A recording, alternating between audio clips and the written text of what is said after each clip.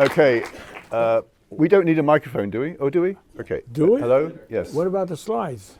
Yeah. Come on, I'm not talking Hello? until the Yeah, slides hi. go on. Really? Yeah, he's always, is my microphone working? Am I talking You're too loud and clear. Oh.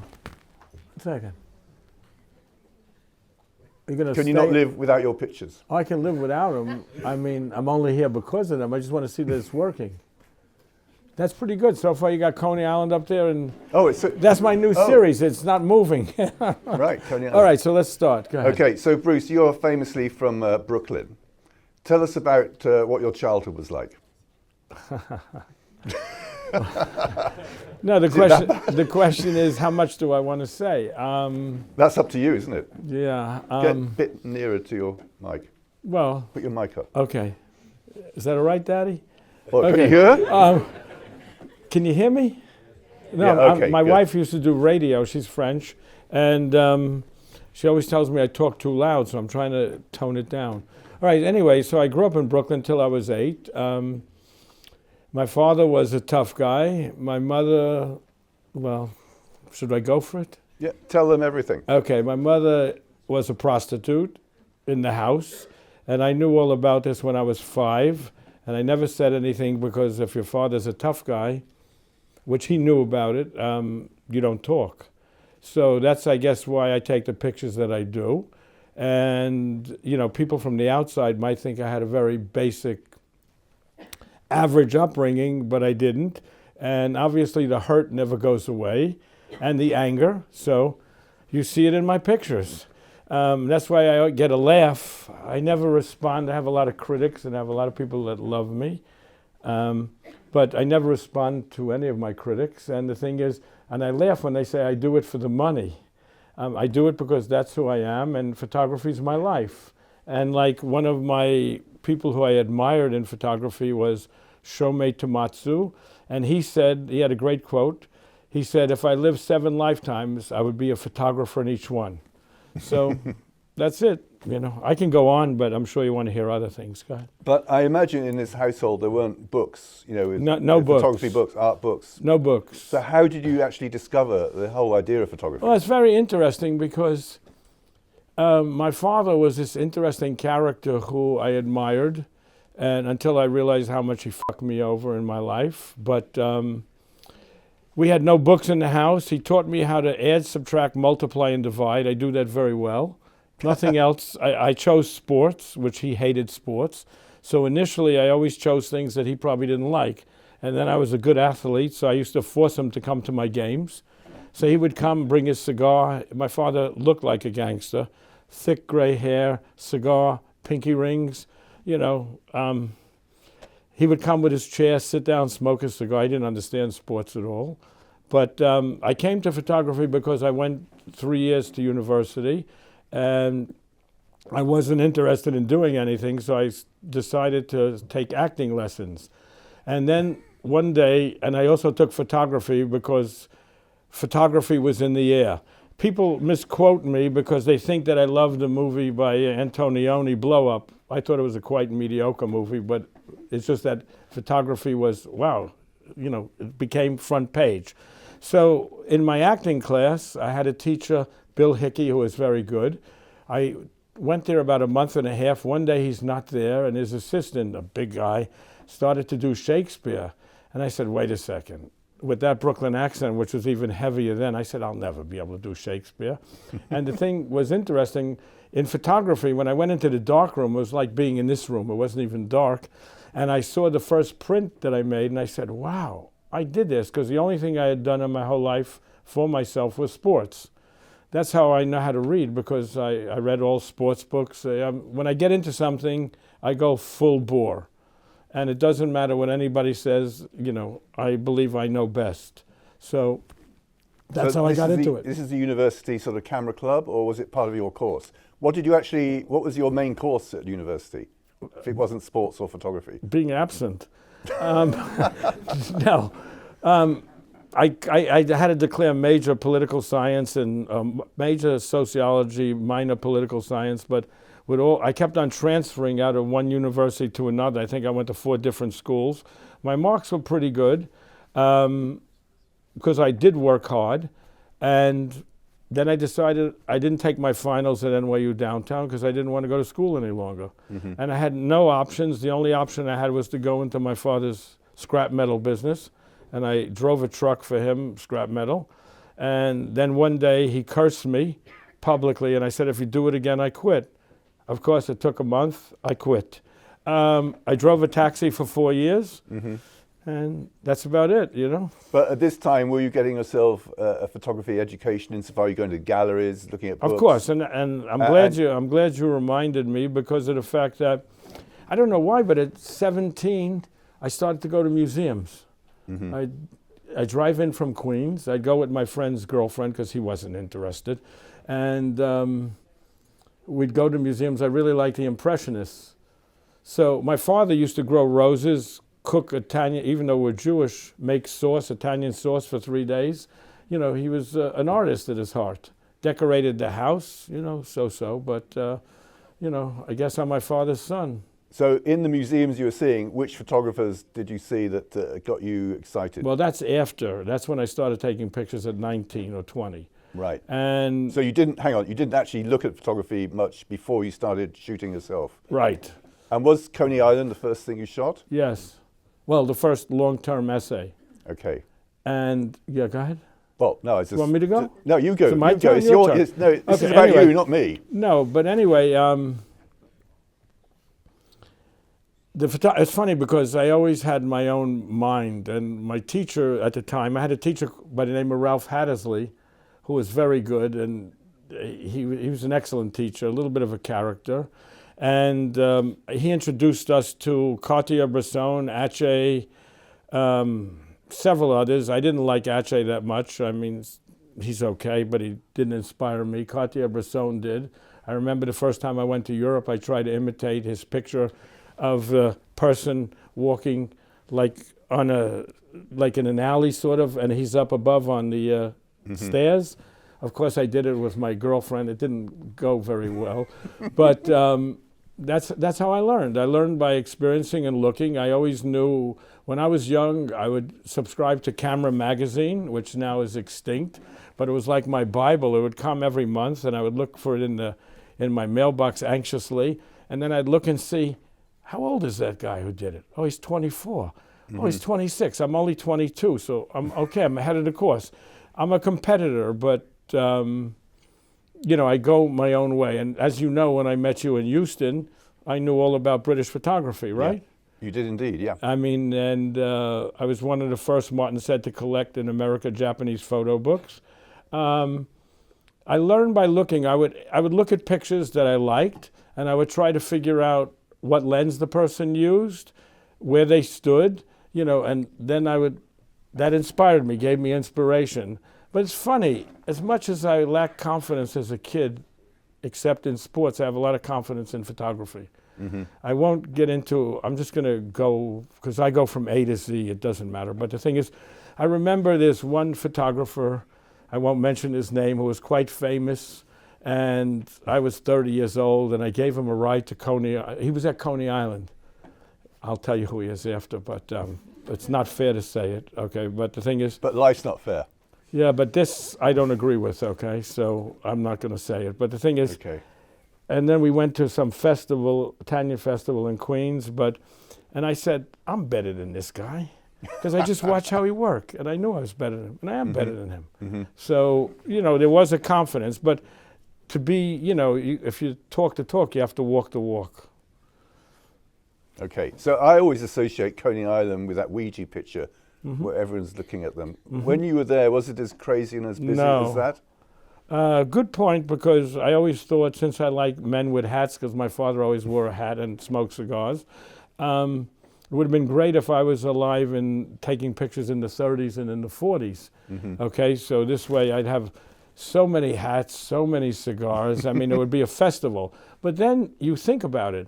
Would I respond to that in real time? You know, not 50, 60 years later. So, you know, you make do with what you have. And at this point, you were wandering around the beach, photographing without fear. I mean, you just seemed to... Did you talk to people? Did you just bump into them? I tried not to. Right. No, but so you were hiding your activities. No, I don't hide. I mean, I was going to tell you, I walked around Coney Island in 90-degree weather with construction boots, army jacket with the sleeves rolled up. I mean, you could see me, okay? Why didn't you wear flip-flops? I can never wear flip-flops. I'll fall on my ass. I mean, it's just not comfortable for me. There's an unknown Bruce Gilden fact. You know, this is one of the first that I hope is going to emerge tonight. How long were you working at Coney Island for? Well, several summers, not every day. But I would go, you know, I started in 69, which they saw the picture. I think it's the first picture I put up. It's the first picture I thought that had any artistic credibility. And, you know, I went from there. Okay, and did you try and get that work exhibited or published? Well, that's another interesting point, okay? So a lot of people want to show their pictures to well-known people. I'm the opposite. Because I figured if I show it to well-known people, someone will say, why the fuck don't I go to Coney Island? And then they'll do the pictures, and then they'll say Bruce Gilden copied them. So, but that's my mentality. So for me, you know, I like Joseph Kudelka said, do you walk in my shoes? You know, so that's it. I can't imagine these construction boots on the beach at 90 degrees. Yeah.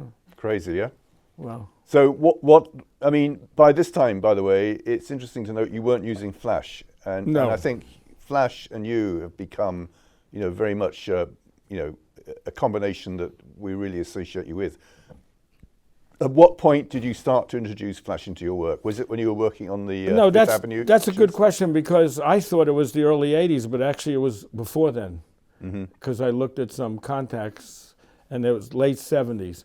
But the point is, I wanted to use flash for a long period of time, but not being a technician, I was afraid to use flash. So by the time I used flash, it must be, you know, 10 years must have. Before is when I started to think about it. It's like doing the face portraits. I love mug shots. I always find it interesting that some of the best photography in the world for me is the mug shots. And these are guys that had no pretense of being artists. They just did these wonderful pictures of these wonderful people. And I wanted to do that 30 years ago, and it took me 20 years to start to do it. So, you know, flash in me, because it helped me visualize my feelings of the city, the speed, the energy, you know, the anxiety. It's all there in flash. I guess you spent a long time photographing on the streets of New York with flash. And are there any other photographers whose work you would like, who are working on the street? Or do you think you were trying to invent something new? I would say. Well, I don't think I try to invent. I didn't think that I'm inventing something new. I photograph who I am. I photograph for myself. I photograph what interests me. I mean, there are people that influence me. You know, William Klein influenced me. I can't stand him, but there's plenty of stories there about William Klein. He was rude to me, and that's the last thing. Don't be rude to me, okay? And Lisette Modell I like very much. Ed van der Elsken I like. There are other photographers I like. There are plenty of good photographers. I mean, you know. But you did, in fact, you know, whether you like it or not, you really did invent a language which you owned, which was the combination of the black and white and the flash on the streets. And now I switched to color, so wow. I know, we're going to come on to that later, don't worry. Go ahead. Well, yeah, but I'm not conscious of that. You know, when I went out, nobody knew who I was or what I was doing, okay? I remember someone saying to me, oh, it was Arthur Prés, who I knew when I was very young, and he said to me at an opening, he said, are you still photographing? I mean, so, you know, I have a tough skin, but I also don't forget. So, you know, it also means that, you know, negative energy drives me. Because my father had a negative energy towards me. You know, and it does drive me. Right. So this way I don't get complacent. I mean, I don't know if anybody knows here, but I'm 77, and I still have a ton of energy. I still love to photograph, and I'm lucky. I'm not bored by it at all, but I have to find the things that I think are right for me and interest me. Then I go full bore. And you know this thing, people often say, you know, they were good when they started out. Do you think you're getting better, or do you think you're just at a plateau? Well, that's very interesting because I wanted to do a show. You're getting me to reveal all my secrets here, Martin. That's not very good. But I always thought I can be blunt and win anyway. But the thing is, I wanted to do a show with people who started their career with very good work, and then after their first or second series, they really fell flat on their face. And then there are other people that are lifetimers that continue to do good work, okay? So that's very interesting to me. In relation to me, it's a tough question. I'd have to say, when I started doing the faces, which I don't only do faces, I just did the circuit book with black motorcycle clubs for 3 years, and they become my family. My wife and my family, they love us and we love them. I think the portraits are really strong. I mean, maybe the strongest work I've ever done, and also very contemporary. Yeah. And, go ahead. Well, no, I think it's interesting that your new pictures are nothing, if you like, similar to your early pictures. They're quite different. But you see, because you have these different phases. You start out without flash, and then you use flash. But you have to do that. There's no one who can continue to do the same picture for 50 years. Yeah, well, you can't do it. Many people do. Yeah, but they're not as good. Sorry. I know. Yeah. No, but I mean, it's a fact. We could list How the can you names. have the same passion doing the same pictures you did 50 years previous? You can't. Oh, sorry, you can't. I imagine when you do a talk, the first question that people ask is, how do you have the nerve to go so close up to people?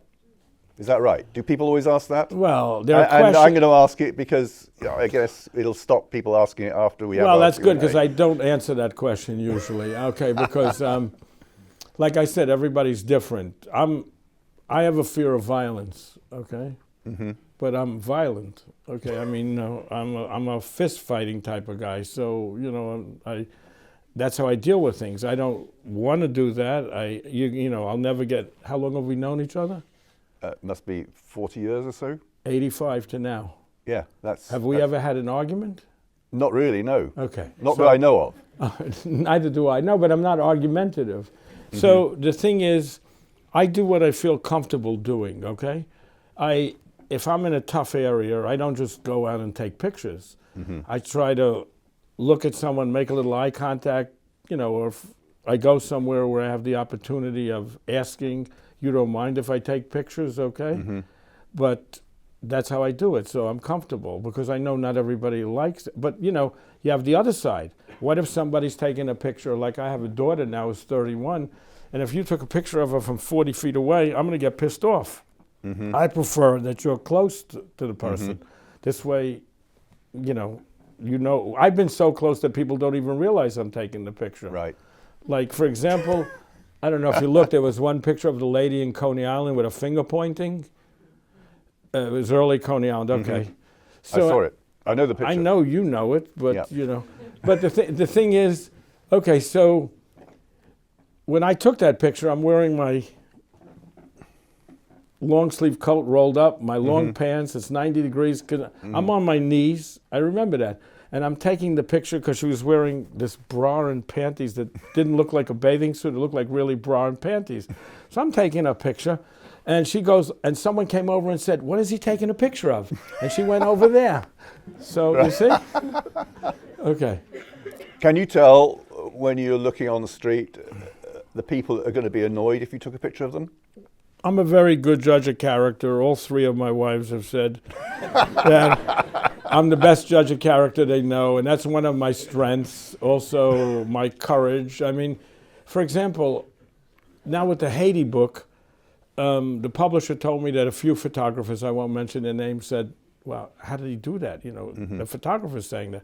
To me, I don't look at it that way, but I did make a statement during the time period I was doing the Haiti book, saying, when I go, there's an element of fear involved. And I used Magnum photographers as an example. I said, I didn't mention any names. I said, when they go out, they go with, the guy from the NGO or something or whatever, so there's an element of safety there. With me, I don't have that net. I used to go in Haiti at 5 o'clock in the morning to the poorest area where they kill the pigs. Someone could have knocked me on the head, taken my money, taken my cameras, take my car keys, but I felt comfortable. I have a good sense of levels of comfort. Whereas one time I was in Peru, and I went to, I guess, a building, what they call it, the bull ring around in the courtyard in the center. It was 11 o'clock in the morning. I didn't take my camera out. I just felt someone's going to come down and put a knife to my neck and say, mister, give me your camera. But if you go to these dodgy places now, I assume, I think I know that you have a producer or someone who knows the area who can come with you. No, that's only true in Mexico City because, I needed a fixer to do the prostitutes, to find them. But otherwise, I go on my own. I have an assistant now. And this way, he carries the cameras and stuff, and he's technically proficient. And, with the Leica S, which I use for the faces, it would be very hard to hold the flash and focus the camera. It would be really hard, even if I was 25 years old. So he holds the flash. He knows how I want it. And the guy I have now is a big guy, so he's impressive, okay? But that goes two ways. If you've been in the places I've been, sometimes it's good to go with a little person who can be impressive, Okay. Because sometimes little guys like to go against big guys. But and most of the time when you're photographing, you don't actually get to know a particular set of people, which is the exception, for example, of the recent book on the black motorbike guys. Tell us how long it took you to sort of get the confidence of them, because getting in with those, they look pretty heavy, those guys. They are. You couldn't have just gone in there quickly. You had to build it up, I assume. No, it was very quick. Really? Because I have a talent. The talent is I'm honest. And I'm honest, and I say things to people that you probably would fall off the chair that I say to these people. Like you're rude to them. You rude. give them banter. Yeah. Yeah. I have that a good famous gift of Gilden banter. Well, I had one incident in South Carolina, in Myrtle Beach, at a biker festival, and there are black biker festivals that white bikers attend, and there are white biker festivals that black bikers attend. This is a black biker festival. It's a street, not on the main street. So there was a club, probably held 20 people, and I went over to this big guy, and I said to him, he's wearing colors. I said to him, I may want to come in here and take pictures. So I don't remember what he answered. I didn't go in. The next day, he's drunk in the afternoon. My friend, who we'll see a picture of him up there when they get to the bikers, is sitting on his bike, and I'm talking to him. So he comes out, and he says to me, he's very rude to me. Really fucking rude.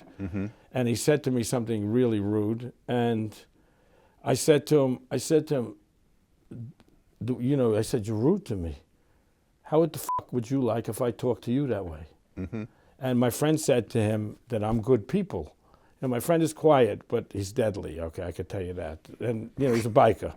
And the thing is, he left after saying something else. And next week, my wife comes with me to Brooklyn to some clubhouse, and my friend's, she was their cousin, says, your husband's fucking crazy. Do you know what he said to one of these, a group that's 1%ers, okay? But, you're going to talk to me that way. We're here now. So what are you going to do? He don't like me. He's got to know that I'm going to stand up for myself. I couldn't beat him in a fight even when I was 25. He's about 300 pounds, 6'3". But, I'm comfortable. I do what I'm comfortable in doing. I don't recommend that for anybody else. But they like me. They call me OG. They call me all kind of pet names, Okay.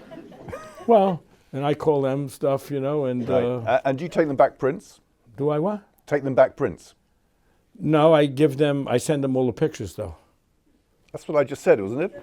You said Prince. Yeah, I not took Prince it literally. As in Prince, the singer. No. Prince, Prince, the object I took it as. Objects, yes, an object print. No, we send them by computer. Oh, okay. You send them JPEGs. Yes, whatever it is. Okay, yeah. Yeah. Hey, I'm honest. Go ahead. Yeah. So it took you not much time at all to get in with these guys. That's pretty impressive. Yeah. In fact, it's the first time. Tell me, unless I'm mistaken, you've actually worked with a group of people and come back to them time and time again. Because most of the time, I don't you're passing people in the street. Yes, and I feel a little guilty now because the last 3 months, I've only seen it as tons. You can't believe how many biker clubs there are in New York alone. I've only gone a few times because I hurt my leg. I was sick. I was in Mexico. I was somewhere else. So I'm conscious. I don't want them to think that I use them because I love them.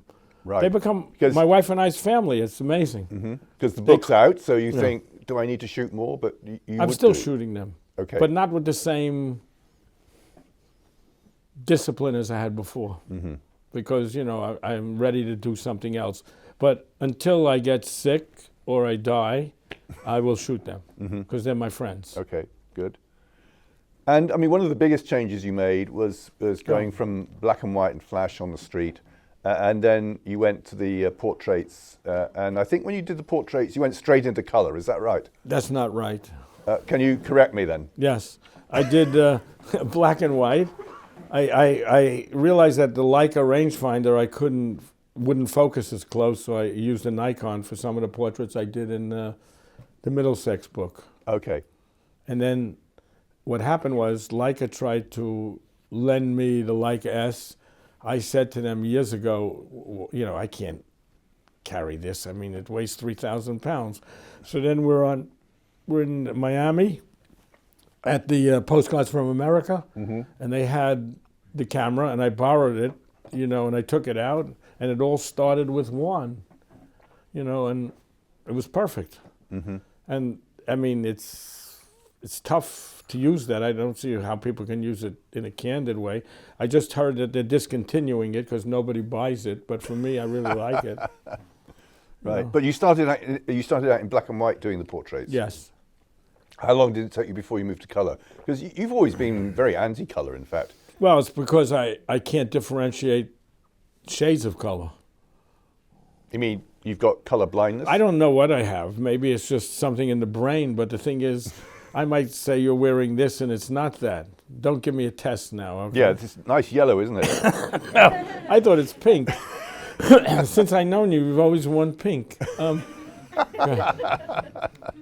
No, but it's funny because, you know, the same thought process goes to photography, you know, for me. My brain works, okay? And, for example, I think I do good color pictures, okay? And my color palette is good and everything works well. But I also then say to myself, I generally, especially with the faces, there's not much that can go wrong.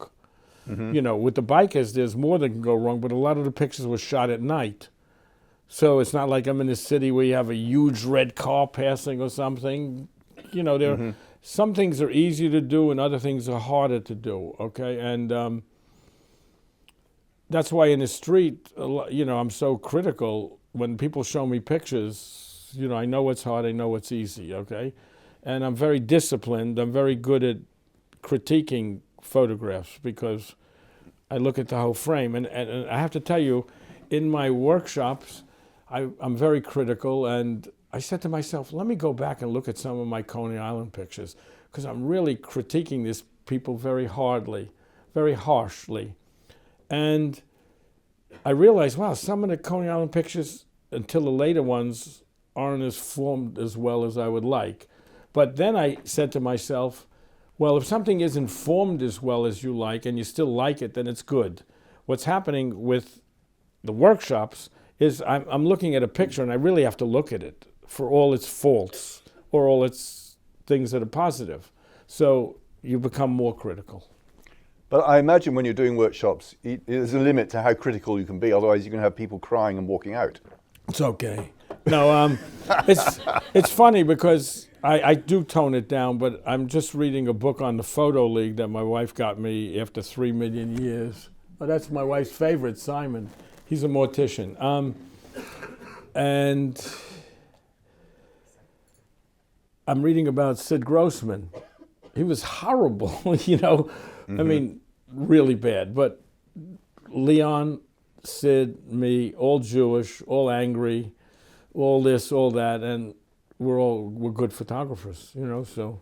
I mean, you could argue that once you've got the formula up for your faces, working in color, there wasn't much more, you know, creative input that you could apply to it because you knew what you were going to do. Yes, but what about this, you know, this amazing, you have a great ability to compose pictures.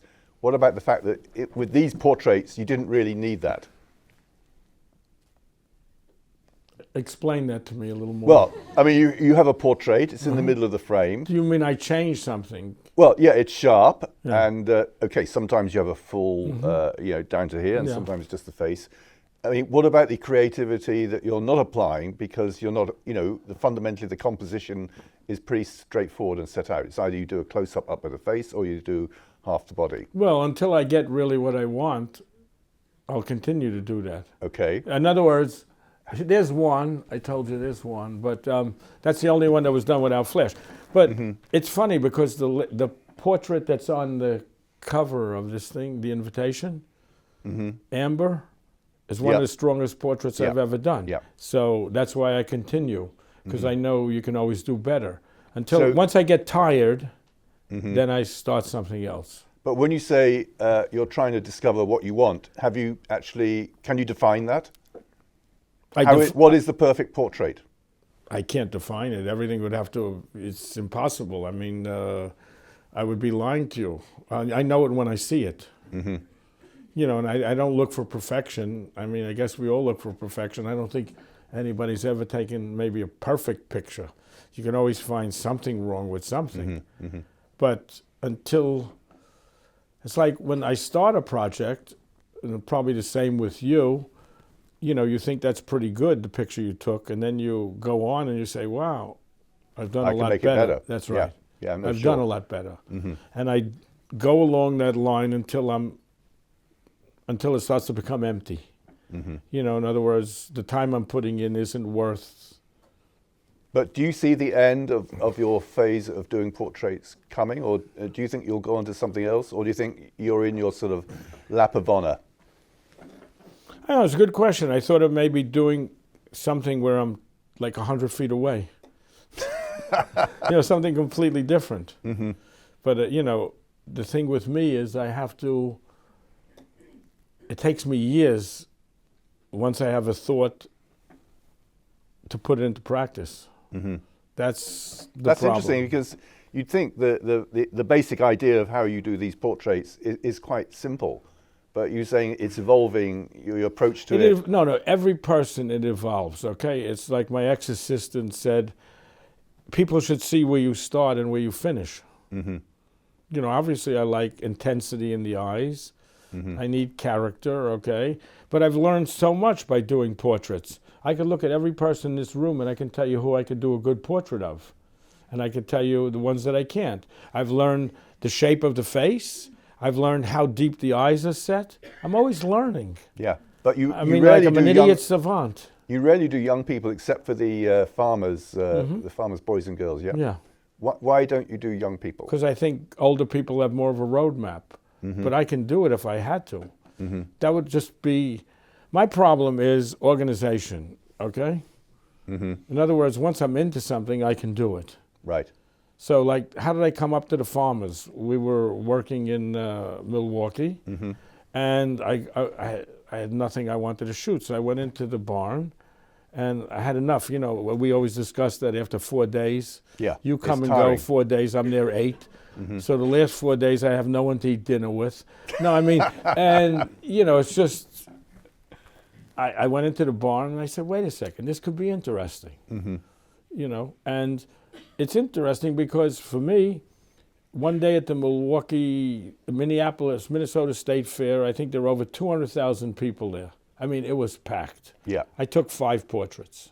Right. I'm very selective. And my fixer in Mexico has worked with a lot of other Magnum photographers, said I'm the most selective of all he's worked with by far. Because others, okay, you have a gun, you're with this group, oh, I'm taking the picture. I'm not like that. Yeah. So, that's who I am. Right. I know what I want, and I'm going to look for it.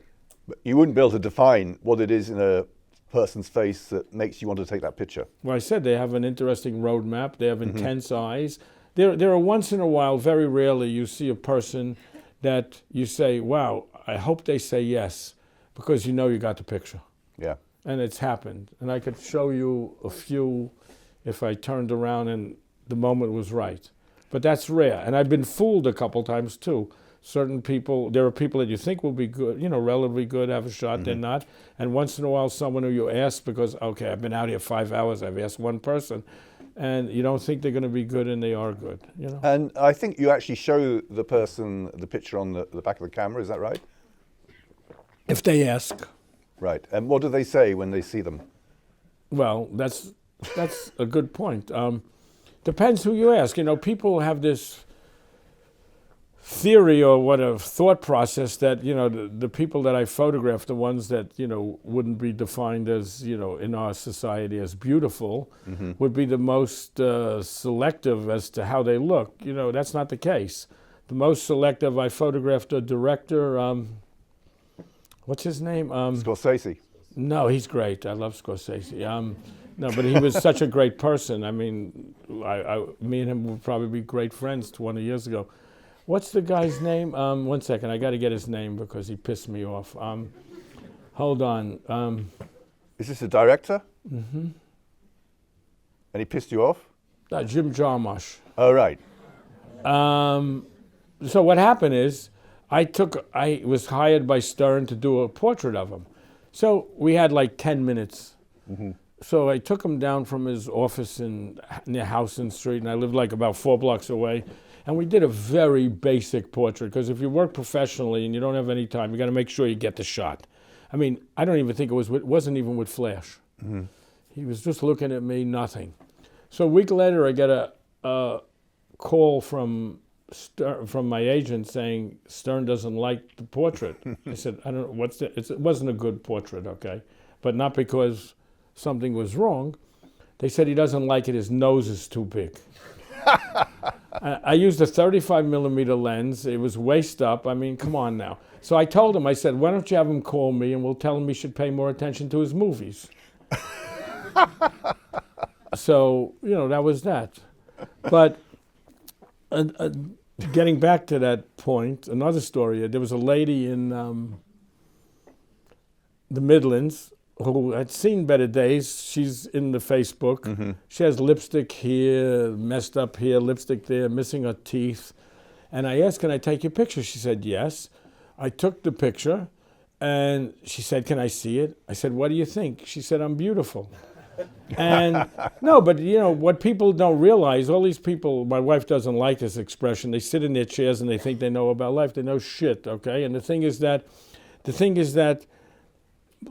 people don't pay attention to these people. Mm-hmm. When I started the faces, I thought that people were left behind, but most of these people are invisible. People don't care about them. I don't care, they just don't care. Mm-hmm. Another person I took in the Midlands who, look at, there's a young girl, you see? I didn't even have to tell her to do anything with her eyes. That was just her look. It was so beautiful. Yeah. Wow, they're popping out, aren't they? Yes, unbelievable. Mm-hmm. There's your farm boys. But there was a guy I met in the Midlands. It's a very strong portrait. It's one that always affects me.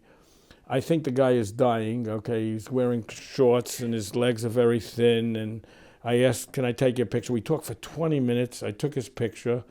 And I just felt he'll go back to his room, watch a little black and white television. So sad, so lonely. Mm-hmm. And I think physically sick. And it affected me, when I look at it, I can understand if somebody doesn't want to put it on their wall, but it's a statement. It's a strong picture about life. I mean, the world isn't wonderful. Look what goes on all the time. No, it's horrendous. It is, and my pictures are real. I mean, that's it. Do people ask you for money? The way I fucking dress? Are you kidding me? No. No. The prostitutes, I give a little money to. The drug, otherwise they're not going to get the pictures. I remember I've only once photographed prostitutes, and they always said that we offered to pay them, and they said they prefer to do a blowjob than have a photo taken. Well, and it's about the same price. No, that's very interesting, because a girl who I'm not going to show you from Kensington, which I just took a picture of 3 weeks ago, she said, oh, thank God you gave me the little amount of money, because I just ate a hot dog and I'd hate to give someone a blowjob because I might throw up. So maybe that's world, same thing the world over. And you're quite well known now for your sort of fashion pictures. Do you take a completely different approach when you're doing them, or do you just do Bruce Gilden on fashion? Well, look, if you hire me, I ask what you want. Like when I worked for Gucci with the lookbook, they wanted full-length pictures, so they get full-length pictures. I have a good sense of design. Believe it or not, I have a good sense of color. So they work, and everybody's happy. I'm happy. They're happy. But do you find it boring because these No, people are too beautiful? No, I just find that the pictures don't have the same emotional strength. Yeah. But otherwise, like I have one picture I really like that was done for the New York Times Magazine. It reminds me of the Jewish giant. The model was 6'2", without high heels, and what happened was there was this little short lady going south on 5th Avenue by 57th Street, and the model was walking up, and I said to her, "Can you turn around? I want a picture of you with the little lady." And being a street photographer, I couldn't have asked for a better moment, because the lady is looking up at this giant, and she's looking at, and it's set up, but it's not really set up. So, I knew how to get that picture. Mm-hmm. So you've mentioned one thing. I'll sort of come back on that. Is, you and I, we say we're lifers. Explain a bit more about what that's about. I mean, I'll tell you a story, okay? Okay. Which I may be going off on a tangent, but so what? I had a guy I know who's very smart, who helped me a lot, and he said to me, "I'll be finished with photography by 60." And I really said to myself, how the fuck do you know that? You just started taking pictures 2 years ago and you're 28. I mean, for me, there's nothing else I can do. Mm-hmm. I mean, I don't work computer. I mean, I'm limited, okay? But when it comes to that, I think I'm pretty good. Yeah. And lifers are people like you, me, Tom Arndt. There are other people that I consider lifers, okay? Mm-hmm. It's an exclusive club. Well, probably, yes. It means that there's nothing else you can really think of doing, maybe making movies or whatever. But if I don't photograph, how can I be so critical? Mm-hmm. You're as good as what you did yesterday. I don't live on what I did 40 years ago in my brain. I mean, I admire, if it's good, I admire it, okay? And I think, wow, I'm happy I did it. I once had one Magnum photographer, I think Martin knows who it is, asked to see the Facebook. He asked to see the Facebook, my book face. Mm-hmm. And he comes back and he says, "How do you look in the mirror?" And I said, I can look in the mirror much better than you can. I mean, people don't even realize how rude they are. Okay, I think that's... Do we have any questions? We've got question time. Are we going to do a roving mic, or are you just going to stand up and shout? What do you think? They can shout. They can stand up and shout, okay. It's always difficult getting the first question out, and then there'll be 20. There you go. Do you think shooting in the street can fit with a family life on the full-time job? Or you've got to sacrifice something? Well... Did you get that? Did you hear that? Yeah, I got that. Maybe can you repeat for the people? Repeat it, Martin. Do you think that shooting in the streets can fit with a full-time job on the family life, or you've got to sacrifice something somewhere? Well, like I said, I don't walk in your shoes. One thing I can say, you better have a good wife. And you've had 3? I've had 3, yeah. I've been with Sophie now 31 years, and I couldn't envision being with anyone else. I'm not saying everything isn't, sometimes difficult. We're both not easy people. I know I love her. I believe she loves me. But you have to be able to have a woman or a man, whatever, whoever your love interest is, who'll be accepting of you being away 6-7 months. My wife likes it because then she can do what she wants to do. Because like David Smith, the sculptor, said, he's glad he didn't have a son because he takes up too much oxygen. But So the only thing I can't answer about that is the job. You know, if like Leon Levinstein, who was one of the best ever in the street, and he was a friend of mine, he was a graphic designer. And then he started photography at 44.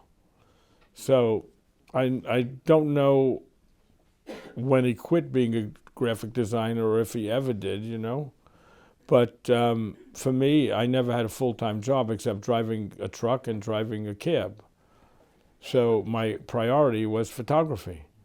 So if you're prepared to go the whole route, then you take a chance. No one knows. I'm one of the lucky few. Most people aren't as lucky as me. I can see all these people that when I was 23, they had a show or something. They're non-existent in photography now. So that's the best I could answer you. So it's up to you. You're feeling what you feel.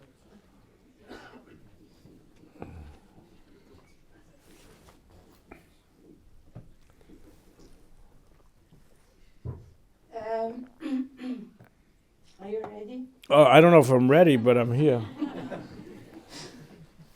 Did you never think to do war photography? War? Yeah, but my focus, you don't want to hear what I have to say about war photography because I think it's harder to do street photography than it is to do war photography. Because war photography, the subject matter is already built in, okay?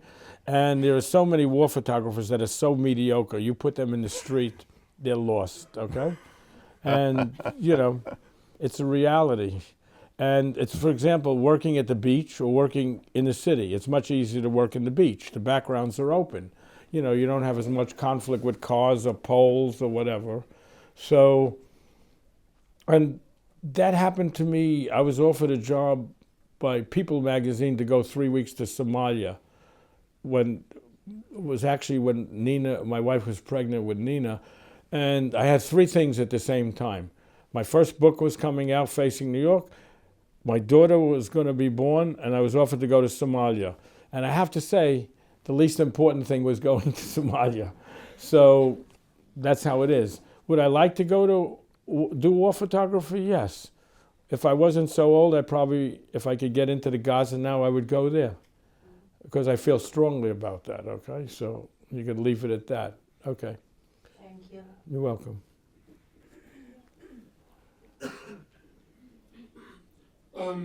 Do you think your work is a product of who you are as a person or your environment?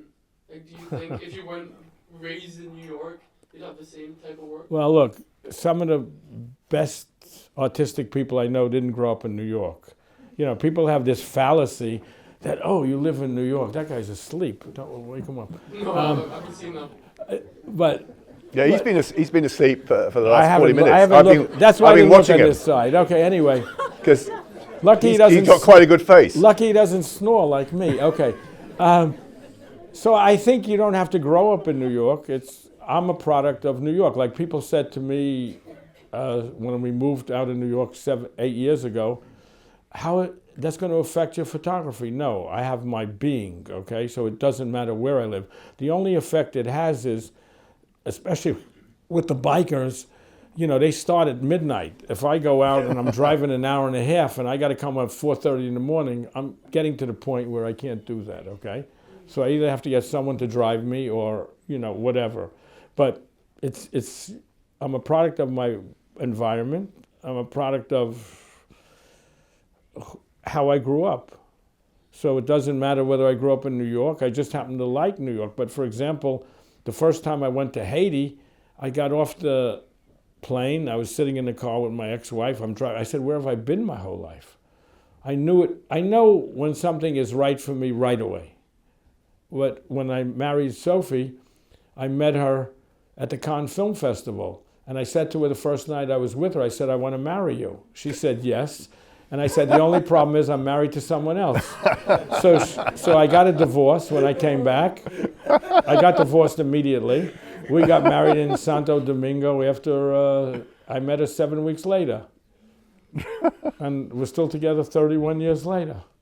Because, I think even though her upbringing is completely different than mine, I think we're very similar. I'm gonna chance and ask a follow-up question. You're not allowed. That'll cost you $1. Nah, I have $1 to pay. Is there a place that you think that you could flourish with your work that you haven't visited yet? There are so many. I mean, I can't answer that until I was there, but I always would like to go to a place that looks like the 40s. Something that's old-fashioned. I mean, that's North Korea. Yeah, but that might be a little difficult because I don't find them that interesting visually, okay? They're too rigid, okay? It's something... I like down and dirty, The dirtier, the better. That's why my wife worries all the time when I'm away, because of the fact that, that's who I am. So, for me, I'm comfortable in those environments, Hello. Ed. Hi. Yeah, hi. My question is, you've talked about going to museums to see, and you like the Expressionists, and that... I did like the Impressionists. I don't like them so much any maybe longer. Inspired your photography, in a way? And my question is I wouldn't say it inspired my photography. Okay. But that's not It fueled my art. Yeah, go ahead. So the question is there any artistic disciplines that are not visual that inspires your photography? Did you say... Like music, for example. Well, I have to say I think the greatest art form is music, because everybody can appreciate it, all right? And I read a lot, because I never read as a child except for sports books or sports magazines. So I read a lot, and I get a lot of ideas from reading. And for some crazy reason, which is totally spiritual, okay? I don't read any fiction any longer for the last 20 years. And I used to love fiction. I can get ideas from fiction, I can get ideas from nonfiction. But I'm not one of those guys that, the ideas sprout out from me. I have to have something that stimulates me. And then I say, oh, that's it. So what would be the kind of non-fiction book that you get excited about? One that I enjoy reading? Yeah. No. Well, I just read a book about Oppenheim, which was good. But my favorite non-fiction book, there are two, is the 4-part, soon-to-be hopefully 5-part series on Lyndon LBJ by Robert Caro. He's excellent writer, and his wife does all the research. He said, you just leave her in a library, and she's in heaven. And he answered one of my questions. I always wondered, how can you believe what people write nonfiction, especially, hundreds of years ago? And he answered that because he was interviewing all these people who went to college with LBJ. And they all said, oh, we love him. He's fantastic. He's the greatest. And he goes to one guy, and the guy says, I couldn't stand him. He was terrible. And he said, this guy must really have something, between the two of them. So he went back and he interviewed all the others, and they all told him that they lied. So I get a lot of ideas. I also enjoy listening to music, but I don't listen very often. I'm like a priest. Well, I have started...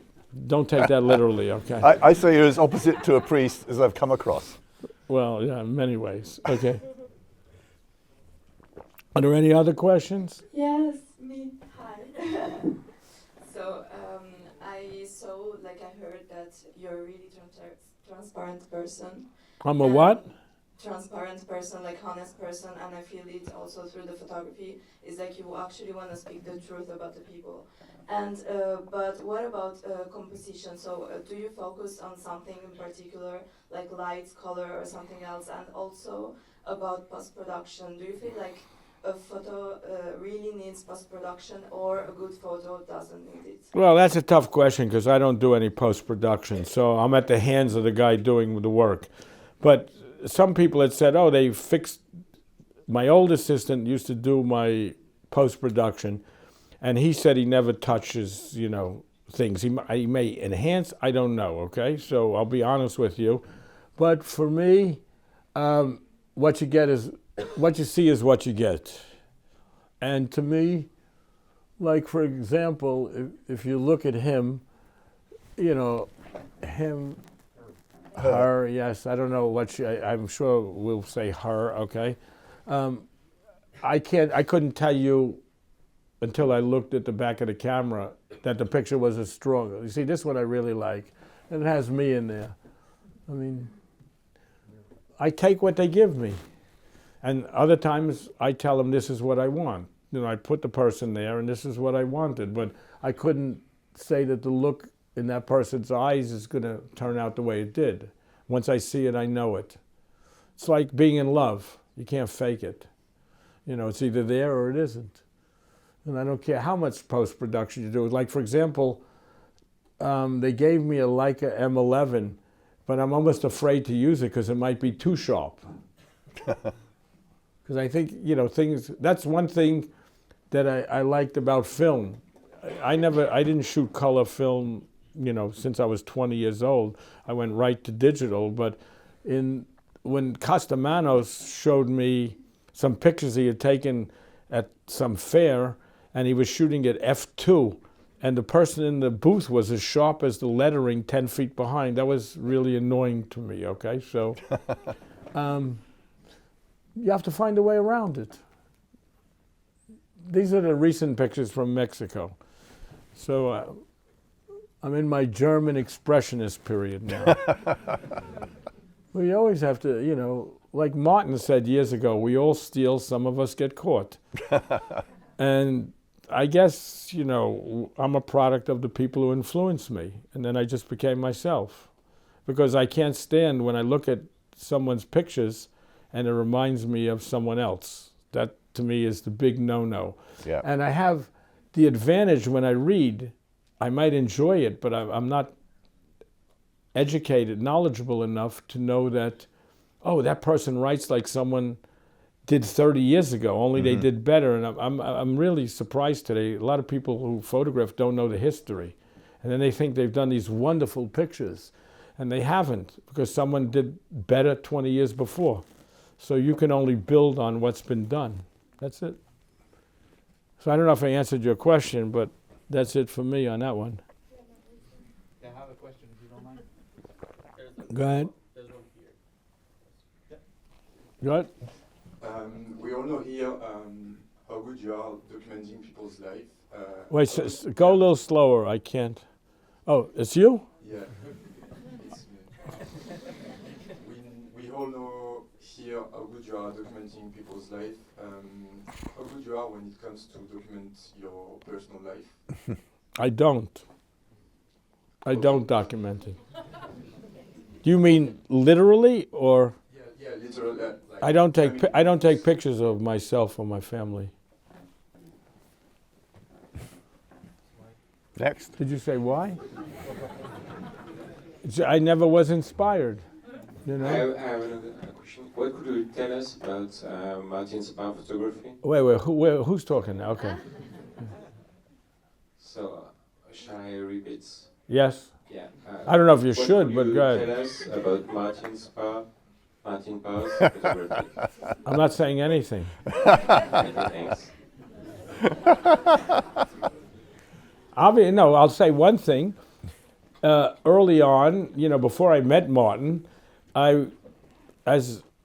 he concurred with me that I knew all about British photography, right? Correct. So I would say, not knowing Martin, that him and one or two others were the best of the whole crew. So, you know. And Martin works very hard. You know, Martin gave his life to photography. Correct? Yeah, I'm a lifer. Yes, he's a lifer. You know. And he's very intelligent, and he's much more organized than me, and I'm not even going any further. Go ahead. So, I would have asked the same thing, so thanks for answering. So then you don't have to ask it. Question, One. Maybe a follow-up question then. What would be the body of work that you prefer that Martin made? I'm not going to think about that now. I think we're running out of steam here. Should we have one more question? Very keen person in the front row. What time is it? It's good. It's 8:15. Okay, what? Sorry. We've been on the road. I got to take a pill, so let's go. I'll make this short. Actually, 2 pills. Go ahead. Great. You think that's me talking? No, it's the medicine. Go ahead. Let's go. That actually confirms my statement. Thank you so much for the talk. I thoroughly enjoyed it. It's very fun. Thank you. So you mentioned your assistant a couple of times, and which one?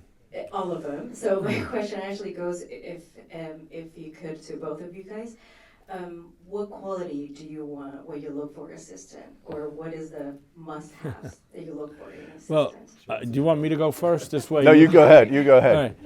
I never worked with an assistant until the last 10, 15 years. I always worked alone, okay? Because I prefer to be alone. I don't want to... But as you get older, it's nice to have company when you travel. Sophie doesn't worry as much. There's someone else with me.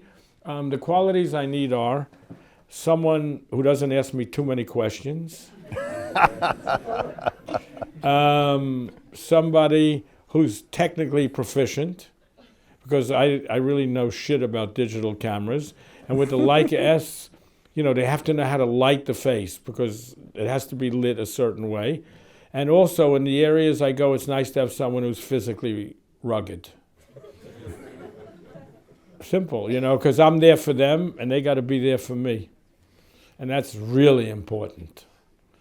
And, it can't be like this. It has to be, because I go to bad areas.